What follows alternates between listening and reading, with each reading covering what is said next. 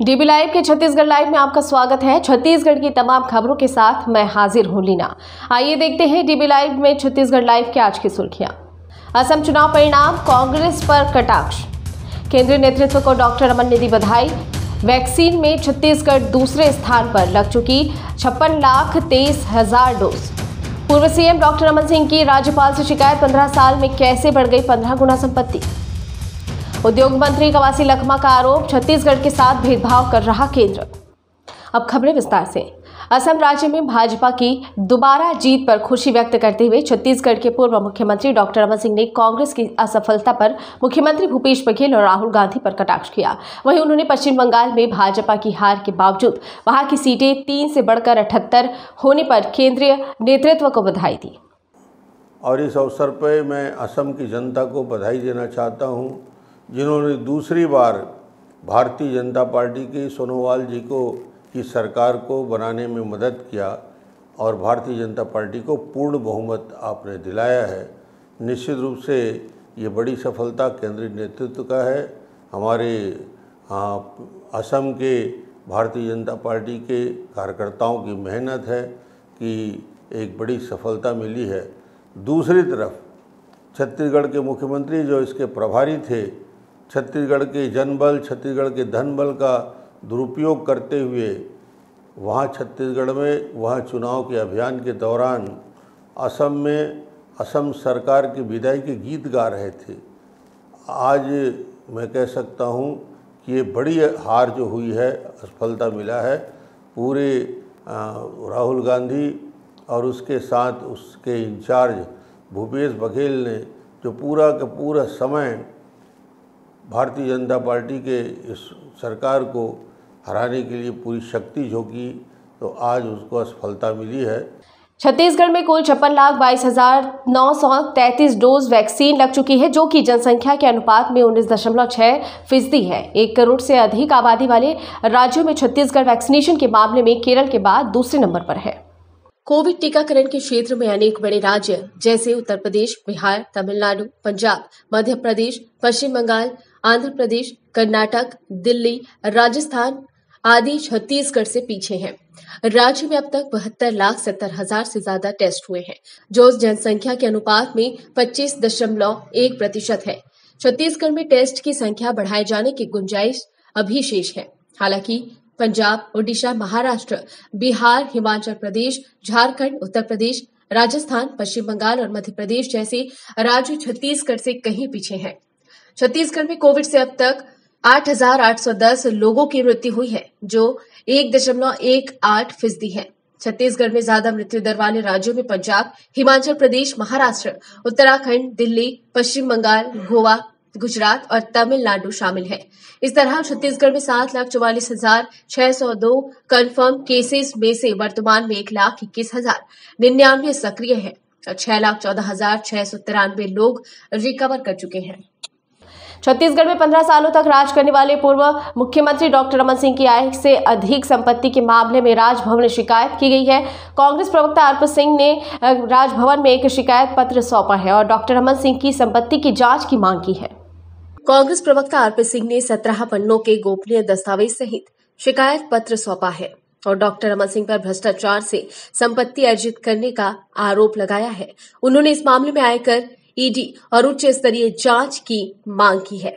छत्तीसगढ़ की राज्यपाल महोदया को आज मैंने एक शिकायत पत्र सौंपा है, जिसमें रमन सिंह पूर्व मुख्यमंत्री छत्तीसगढ़ सरकार और उनके पुत्र दोनों की संपत्ति 2008 से लेकर 18 तक पिछले 10 वर्षों में लगभग 1500 गुना बढ़ोतरी हुई है।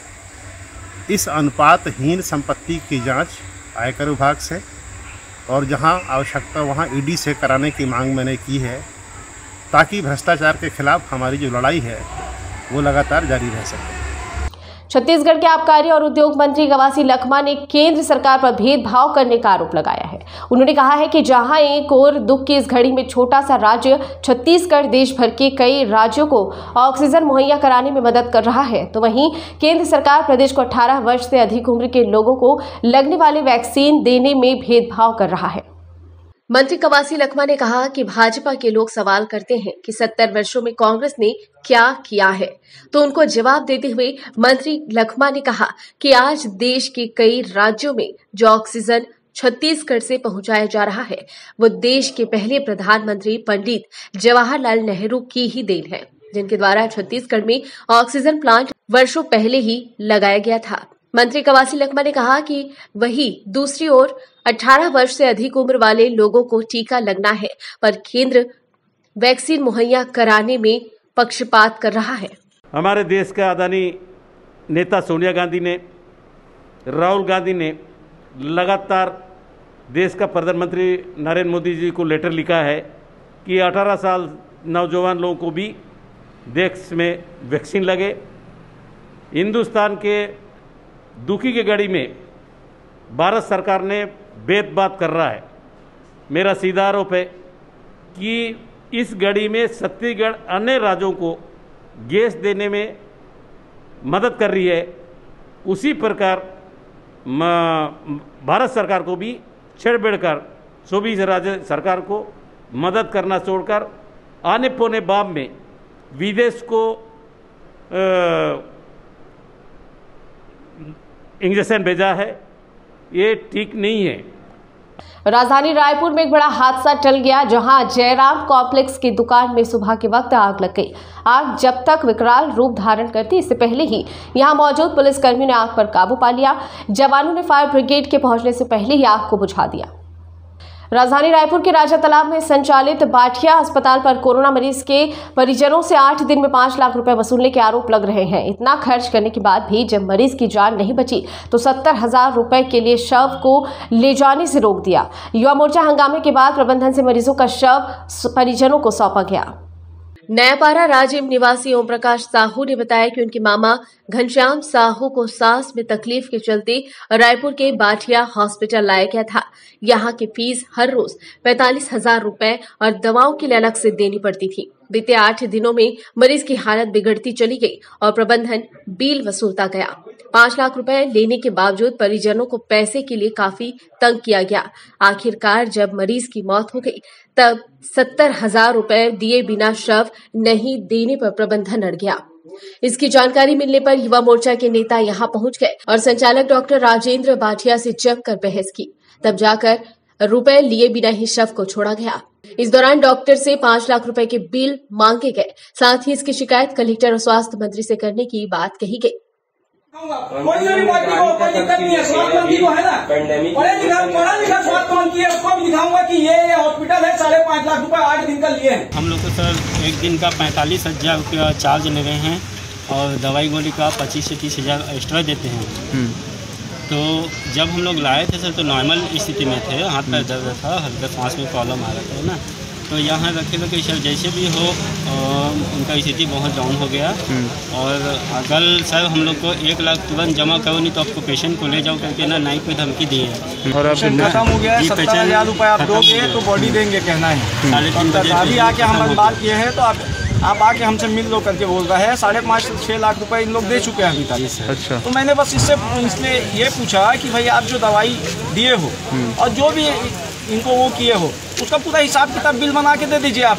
हम कलेक्टर से चेक करवाएंगे कि सर ये क्राइटेरिया में अपन किए हैं क्या डिसाइड करके। असम चुनाव में भाजपा की जीत पर छत्तीसगढ़ के मुख्यमंत्री भूपेश बघेल के ट्वीट पर कांग्रेस पार्टी के सबसे युवा विधायक शकुंतला साहू ने ट्वीट दे मारा है। शकुंतला ने असम में कांग्रेस की हार पर पार्टी को आत्ममंथन की सीख दे डाली है। उनका ये ट्वीट चर्चा का विषय बना हुआ है। असम में हुए विधानसभा चुनाव की बागडोर छत्तीसगढ़ के मुख्यमंत्री भूपेश बघेल संभाल रहे थे। प्रदेश कांग्रेस के कई दिग्गज नेताओं ने वहां हो रहे चुनाव का प्रबंधन संभाल रखा था। इसके बावजूद पार्टी वहां कुछ अच्छा प्रदर्शन नहीं कर सकी। इस मुद्दे पर ट्वीट करते हुए भूपेश बघेल ने कहा है कि भाजपा ने वहां तमाम हथकंडे अपनाए, इसके बावजूद चुनाव में हमारे प्रत्याशी जनता के मुद्दों पर डटे रहे और योद्धा की तरह लड़े। इस बात पर गर्व करते हुए भूपेश बघेल ने पक्ष और विपक्ष के सभी विजेताओं को बधाई दी है। मुख्यमंत्री के इस ट्वीट पर युवा कांग्रेस विधायक शकुंतला साहू ने लिखा है कि दूसरों की जीत पर हम कब तक जश्न मनाएंगे। हमें और हमारी कांग्रेस पार्टी को आत्ममंथन की जरूरत है।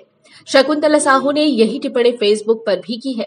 उसके द्वारा पार्टी और मुख्यमंत्री को बधाई दी गई। इस सीट को लेकर पक्ष और विपक्ष में चर्चाओं का दौर शुरू हो गया है।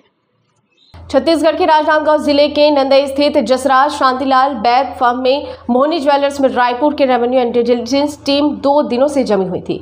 पता चला है कि रेवेन्यू इंटेलिजेंस के अधिकारियों के साथ रायपुर से उन 4 आरोपियों को भी लाया गया है, जिनसे पूछताछ के आधार पर ये छापेमारी की कार्रवाई की गई है।